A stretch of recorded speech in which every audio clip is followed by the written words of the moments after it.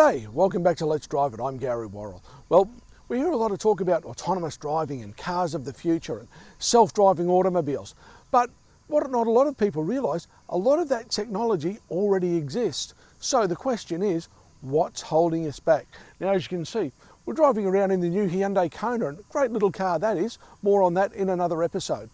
But it's got most of what we need for self-driving technology, and so do a lot of other cars on the road today. Now, this one doesn't have the adaptive cruise control, but it does have the blind spot assistant. It does have lane keep assist.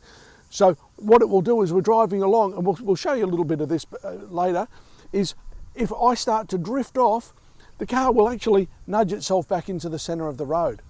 So why can't we use it all the time? Well, the big problem is actually government.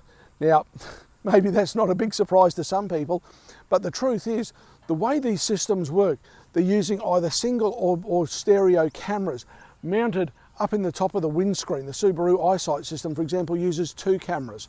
This one has a single camera unit.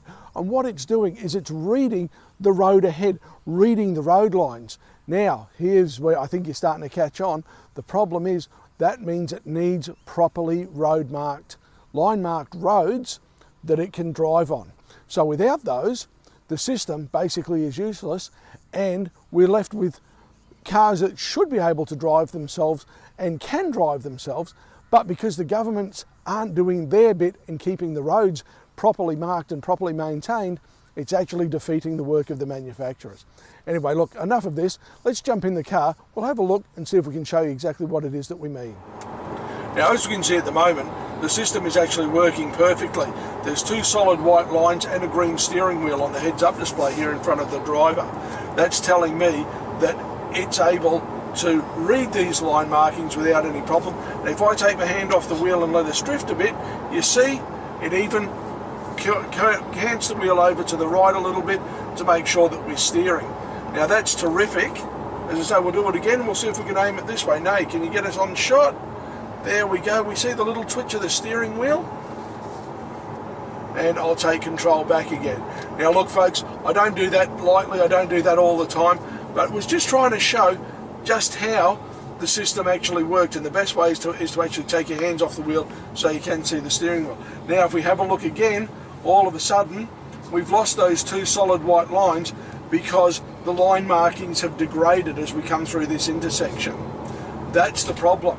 So the technology is certainly there. The car companies like Hyundai, Subaru, Ford, Mercedes-Benz, just about every car company in the world is either working on or has in place already one of these systems. But they need governments to cooperate and actually come up with the line markings so that the cars can actually read what's there. It's not that hard, let's face it. We all like to keep our houses neat and tidy. We like to keep our lawns mowed. That's all we're asking the government to do here, is keep the lines marked. So again, we're on this one now. I can do a very little, I'll let it drift a little bit over to the left. It'll pick up, and there we go. There's that little bit of self-steer. It's only a small movement. It's not a big, harsh one, but it does just enough to tell us that, hey, silly, you're drifting in your lane a bit. Let's just sort of bump it back on track. So there we have it. We really do have the cars of tomorrow today. It's not that hard. The technology is there. The car companies are getting it right. But we do need governments to play their part. They've got to give us the clean, clear line markings that allow us to be able to exploit the technologies that the car companies have developed. Anyway, I'm Gary Worrall. This is Let's Drive It. We'll see you next time.